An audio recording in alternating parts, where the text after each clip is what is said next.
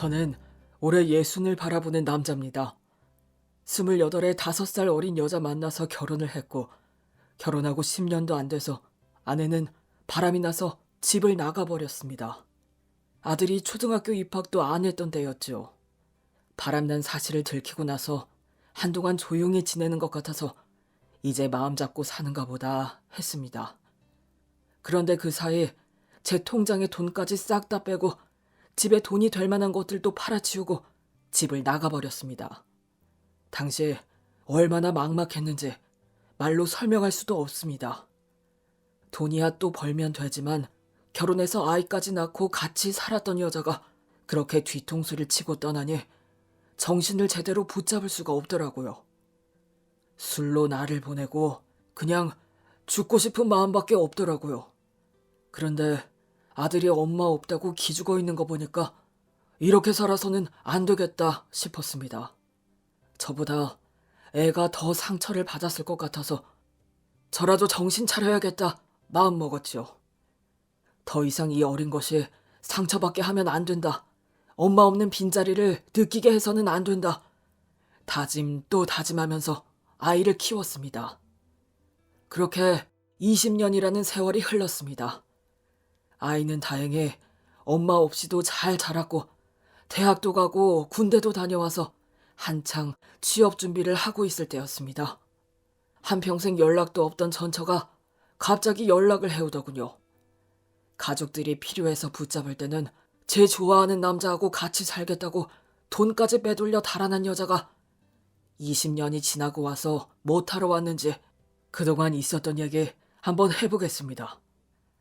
전처와 저는 소도시에서 기사식당을 운영하고 있었고 전처는 우리 식당에 단골로 오는 남자와 눈이 맞았습니다. 저하고는 형님 동생하고 지낼 정도로 친하게 지냈고 무슨 이유에서인지 이혼을 하고 혼자 살고 있어서 늘 전처 보고 참한 여자 있으면 소개 좀 시켜주라고 했습니다. 그러다 전처가 아는 동생을 소개시켜준다면서 자리를 몇 번 비웠습니다. 그때마다 저는 당연히 누구 주변에 있는 사람 소개시켜주는가 보다 하고 두 사람을 믿고 있었지요. 그런데 그동안 누구를 소개시켜주기는커녕 두 사람이 서로 눈이 맞아서 만나고 다녔던 겁니다. 처음에는 감쪽같이 몰랐습니다. 그 형님이 눈이 높아서 소개시켜주는 여자마다 마음에 안 든다고 하기에 저는 그런 줄로만 알았지요. 그런데 점점 하는 행동들이 이상하고 뭔가 두 사람 사이에 이상한 분위기가 느껴지더라고요.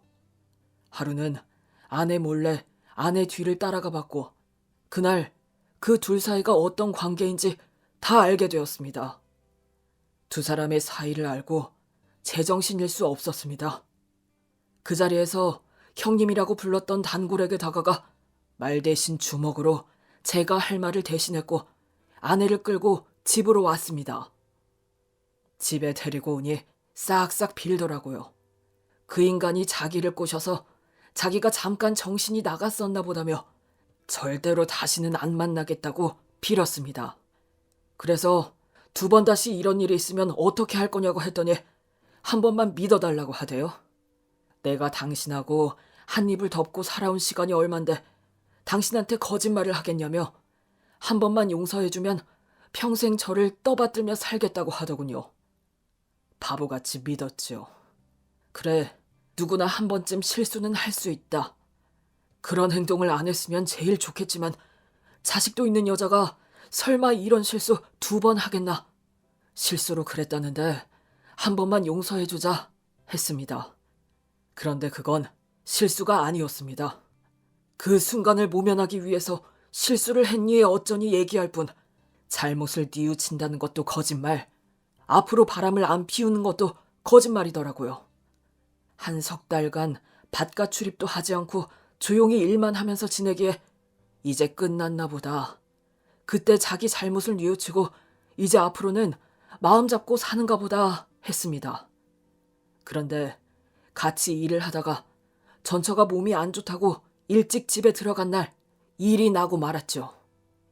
식당 일을 마치고 집에 들어가니 애는 자다 깨서 혼자 울고 있었고 전처는 흔적도 보이지 않았습니다. 전처뿐만 아니라 입던 옷이며 화장품이며 전처가 사용하던 것들은 모두 사라지고 없더라고요. 애를 일찍 재우고 짐을 챙겨서 우리 집 식당에 단골로 오는 그놈하고 같이 야반 도주를 했던 겁니다. 그 막막하고 기가 막힌 상황을 제가 어찌 말로 설명을 하겠습니까? 그 순간에는 화도 안 나고 눈물도 안 나고 그냥 모든 게 거짓말처럼 현실로 다가오지 않았습니다. 그런데 시간이 갈수록 모든 게 피부로 와닿았습니다. 삶의 의욕도 없고 그냥 콱 죽어버렸으면 좋겠다는 생각밖에 안 들더라고요. 내가 얼마나 못났으면 애 낳고 같이 살던 여자한테 이렇게 버림을 받나. 나는 왜 이 세상에 태어나서 이런 고통을 당해야 되나 별별 생각이 다 들었습니다.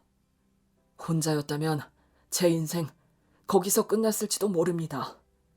제 목숨을 살린 건 우리 아들이라고 해도 과언이 아니지요. 아들이 있었기에 살 수 있었고 힘도 낼 수 있었습니다. 그래서 옆도 뒤도 안 돌아보고 살았습니다. 몸이 잠깐이라도 한가하면 잡생각이 나서 잠깐도 몸을 놀리지 않았습니다. 힘들어서 골아 떨어질 때까지 식당 일이며 집안일이며 몸을 사리지 않고 했고 덕분에 잡생각은 줄고 돈은 저절로 모이게 되었습니다. 제가 노력하면서 사는 걸 아들도 알아주더라고요. 제가 일을 열심히 하는 만큼 아들도 공부를 열심히 해서 좋은 대학에 가고 사회에서 자리도 잡게 되었습니다. 그렇게 세월을 보내다 보니 저도 어느덧 50대 후반, 60을 바라보는 나이가 됐습니다. 아들도 컸겠다. 돈도 쓸 만큼은 벌었겠다. 몸도 마음도 좀 여유로워지니 주변의 사람들이 저를 자꾸 불러내더라고요. 산에도 가자, 낚시도 가자, 여자도 소개받아라. 몸이 부서져라 일만 하고 있을 때보다 더 바빠졌습니다. 적당히 일하고 적당히 즐기면서 살아보니 이 세상 참 살기 좋은 세상이다 싶더라고요. 그러다가 한 여자를 알게 됐습니다. 동네 오래된 친구가 소개해준 사람인데 멀지 않은 곳에서 옷 수선집을 하는 사람이었습니다. 그 여자의 남편은 10여 년 전 교통사고로 세상을 떠났는데 뒷자리에 앉아있던 이 여자와 아이는 다행히 목숨은 건졌지만 그 여자의 남편은 끝내 목숨을 거두고 말았다고 하더군요. 함께 차를 타고 가던 남편을 그렇게 떠나보내고 살아남은 자신은 얼마나 힘이 들었겠습니까? 이 여자는 한동안 버스도 타고 다니지 못할 정도로 힘든 시간을 보냈지만 시간이 지나면서 그때 힘들었던 기억도 조금씩 잊고 아이와 함께 살아올 수 있었다고 했습니다.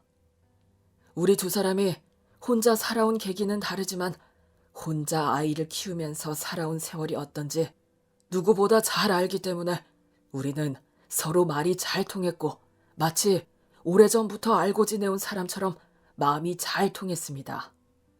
전처와 헤어지고 한평생 일만 하면서 살 줄 알았는데 살다 보니 이렇게 마음 맞는 여자 만나는 날도 있더라고요. 지금까지 애 뒷바라지 하면서 옆도 뒤도 안 보고 살았으니 이제는 좀 쉬엄쉬엄 여유도 부리면서 인생 즐기며 살고 싶었습니다. 일주일 내내 일하다가 그 여자를 만나고 난 후부터 월요일 하루는 식당에서 일해주시는 아주머니에게 맡기고 그 여자하고 데이트를 했습니다. 우리는 근교에 바람도 쐬러 가고 어디 맛있는 데 있다고 하면 일부러 찾아서 먹으러 다니기도 하고 분위기 좋은 찻집에 들어가서 차를 마시기도 했습니다. 그러던 어느 날 갈비하고 냉면을 맛있게 하는 집이 있다고 하길래 일부러 그 집을 찾아서 먹으러 갔습니다. 고기를 먼저 주문하고 음식이 나올 때까지 이런저런 얘기를 하면서 시간을 보내고 있는데 밑반찬이 깔리기 시작하더라고요. 그래서 저는 그 여자분 앞에 냅킨을 깔고 숟가락 젓가락을 챙겨주고 있는데 음식을 서빙해주는 한 아주머니가 음식 서빙을 하다 말고 옆에 가만히 서 있는 겁니다. 저는 아주머니가 음식을 주다 말고 왜 가만히 있나 싶어서 얼굴을 돌려서 쳐다보니 그 아주머니가 저를 빤히 쳐다보고 있는데 서빙하는 아주머니가 그러더라고요. 팔자 좋네. 이런 비싼 데도 다 오고? 식당에서 서빙하던 그 아주머니는 저의 전처였습니다. 미간에 주름이 잡히고 인상이 험악하게 변한 데다 그동안 얼굴이 많이 늙어서 자칫 못 알아볼 뻔했습니다. 게다가 화장은 엄청 진하게 해서 먼저 말을 안 걸었으면 정말 못 알아보고 지나쳤을지도 모르겠더라고요. 저는 그 여자 얼굴을 보니까 옛날 일이 떠오르면서 밥맛이 딱 떨어지대요. 그래서 제가 한마디 했죠. 아주머니, 손님에 대한 예의를 지키고 하던 일이나 하고 가세요. 뭐? 아주머니? 오랜만에 만났는데 인사도 한마디 안 하네? 앞에 여자가 있어서 점잠 빼고 있는 거야? 말 섞고 싶지 않으니까 하던 거 하고 가세요. 왜 말이 안 섞고 싶어? 혹시 아직도 나한테 감정이 남아있어? 혹시 나를 아직도 못 잊는 거야? 그래서 저는 상대할 이유도 가치도 없다 싶어서 앞에 앉은 여자분에게 얘기했습니다.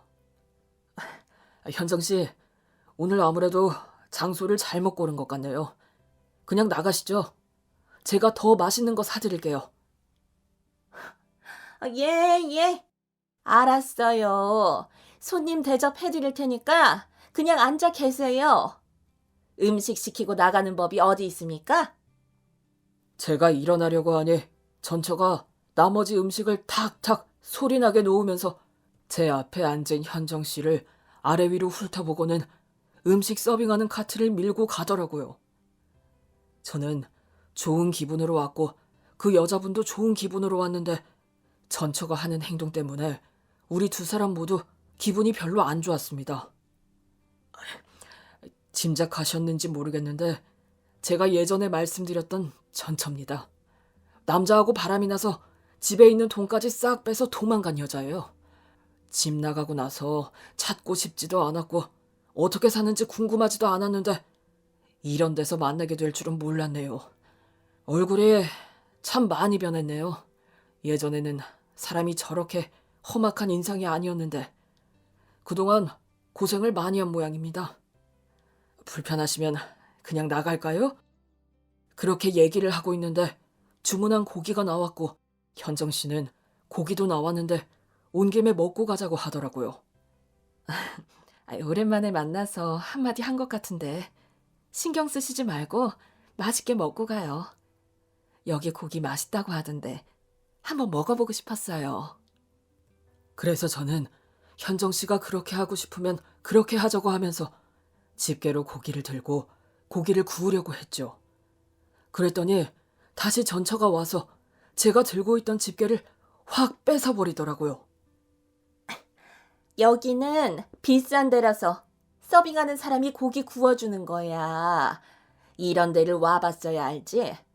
여자한테 폼 잡고 싶어서 여기 온 모양인데 당신 격하고는 안 맞는 곳이니까 얼른 고기나 먹고 가.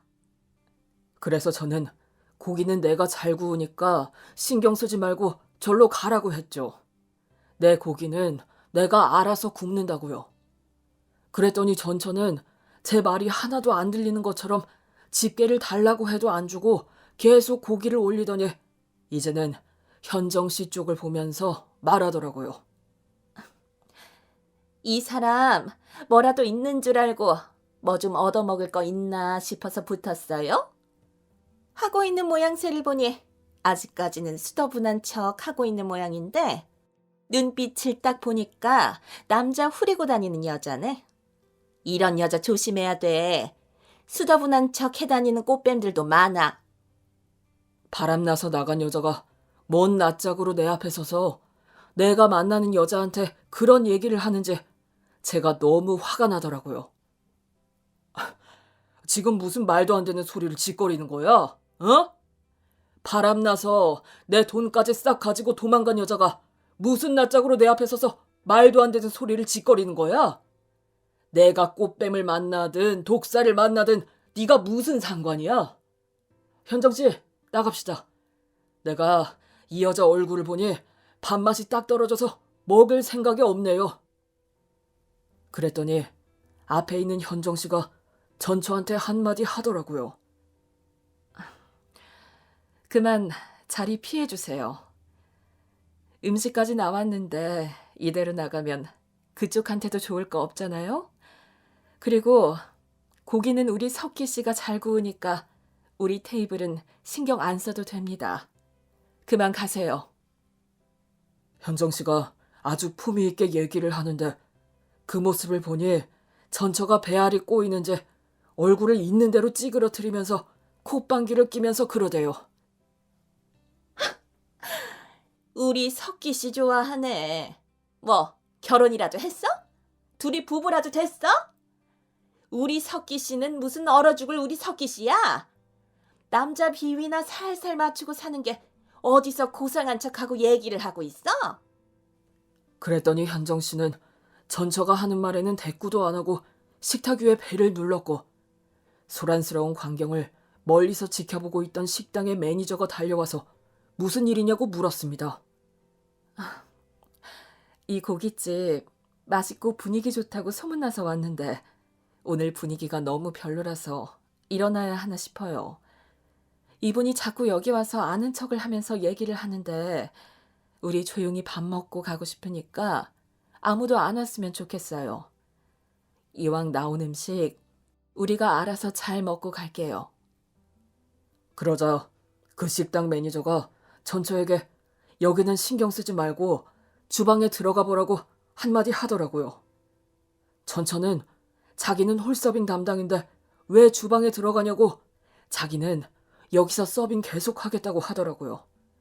그러자 매니저가 잠깐 저기 가서 얘기하시자며 전처를 데리고 갔습니다. 전처는 매니저한테 끌려가면서 뭐라고 궁시렁거렸지만 무슨 소리를 하는지 듣고 싶지도 알고 싶지도 않았습니다.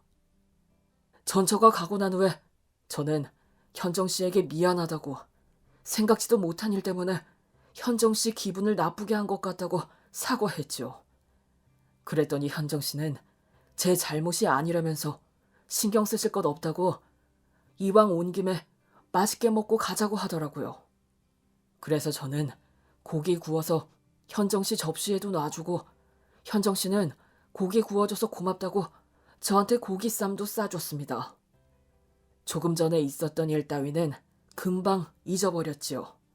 그렇게 화기애애하게 고기를 먹고 있는데 근처 테이블에서 한 여자가 소리를 빽 질렀습니다. 아니, 지금 뭐 하는 거예요? 어디를 보고 된장찌개를 놓는 거예요? 내가 빨리 피해서 망정이지. 다리에 쏟았으면 어쩔 뻔했냐고요? 그 옆에는 전처가 손님에게 죄송하다며 연신 사과를 하고 있었습니다. 분위기를 보니 우리 쪽을 보면서 서빙을 하다가 된장을 엉뚱한 곳에 놓다가 쏟은 것 같았습니다. 손님이 난리를 치자 멀리서 쳐다보고 있던 매니저가 다시 달려와서 전처를 끌고 가다시피 하면서 오늘은 주방 일이나 도우라고 했는데 왜 또 나왔냐고 전처를 나무라더라고요. 그랬더니 전처는 죄송하다고 이제 실수 안 하고 똑바로 할 수 있다고 통사정을 했습니다. 그 모습을 보고 있으니 제 팔자는 자기가 꾼다는 말이 딱 맞구나 싶더라고요. 바람 안 피우고 애들 키우고 가정 지키면서 살았으면 지금 고깃집에서 저런 수모를 당하고 있겠나.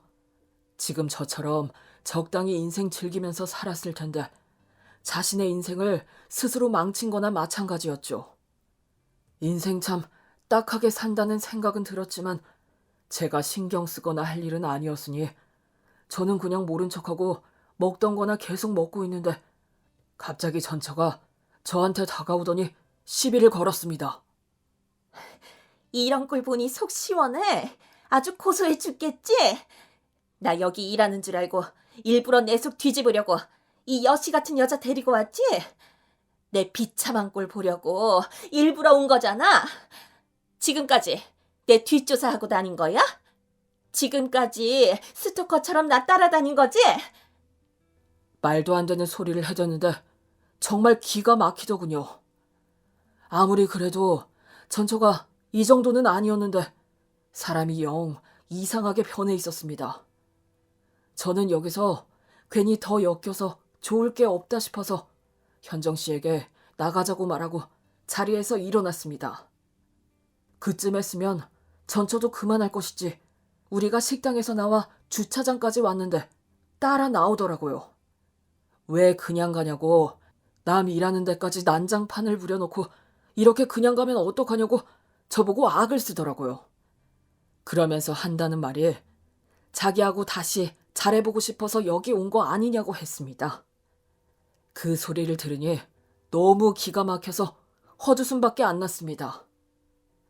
그렇게 엄마 좋다고 따라다니던 애도 나 몰라라 하고 집에 있는 통장에 돈까지 싹 빼서 도망가더니 이제 와서 무슨 낯짝으로 나를 아는 체하고 말도 안 되는 소리를 하는 거야? 그놈 좋다고 같이 도망쳤으면 잘 살지는 못해도 인간답게는 살았어야지. 어떻게 밑바닥까지 내려갔어? 나보고 찾았냐고 물었어? 절대 단 한 번도 찾은 적 없고 앞으로도 마찬가지야. 만에 하나 내가 너를 찾았다면 이유는 단 하나. 내 돈을 훔쳐간 절도죄를 묻기 위해서 경찰에 신고해서 찾았을 텐데 인생이 불쌍해서 그냥 놔뒀어. 돈벌이도 제대로 못하는 날라리 운전기사 따라 나섰으니 돈 한 푼이라도 궁했겠지 싶어서. 그러니 그런 말도 안 되는 소리를 하지도 말고 앞으로 안 만나는 게 제일 좋겠지만 혹시 만나게 되더라도 아는 체 하지 마. 이 여자 때문에 그래? 이 여자 앞이라서 솔직히 말 못하는 거야? 저는 대꾸할 가치도 없고 확실히 선을 그어버려야 된다 싶어서 그 자리에서 처음으로 현정 씨 손을 잡고 현정 씨 어깨를 팔로 감싸고 차로 와서 보란 듯이 차 문을 열어주고 현정 씨를 차에 태웠습니다. 그랬더니 전처는 속이 부글부글 끓어오르는지 씩씩거리면서 저 여자가 당신한테 뭔데 그러냐고 소리를 지르더라고요. 저는 그대로 차를 몰고 그 자리를 떠나버렸고 현정 씨에게는 혹시 아까 행동이 무례했으면 미안하다고 했죠. 그랬더니 현정 씨는 그 마음 이해한다며 점잖으신 분이 오죽하면 그랬을까 생각한다고 하더라고요. 그러면서 그날 현정 씨하고 이런저런 속마음을 많이 나눴고 그 후로 우리는 더욱 가까워지게 되었습니다. 전처는 그 후로 2번 제가 아는 식당으로 찾아왔는데 저는 한결같이 무관심한 태도를 보였고 혼자 떠들다 지쳤는지 더 이상은 찾아오지 않더라고요. 순간의 감정을 억누르지 못하고 가정도 다 버리고 떠나가면 늘 행복할 줄 알겠지만 남의 식구 꼬셔서 데려간 인간이 한 여자를 얼마나 행복하게 해줄 수 있겠습니까? 참 어리석은 선택이 아닐 수 없지요. 가족들까지 버리고 가족들을 고통에 밀어넣으면 자신의 인생도 절대 평온하지 않다는 것을 이제는 깨달았으면 좋겠습니다.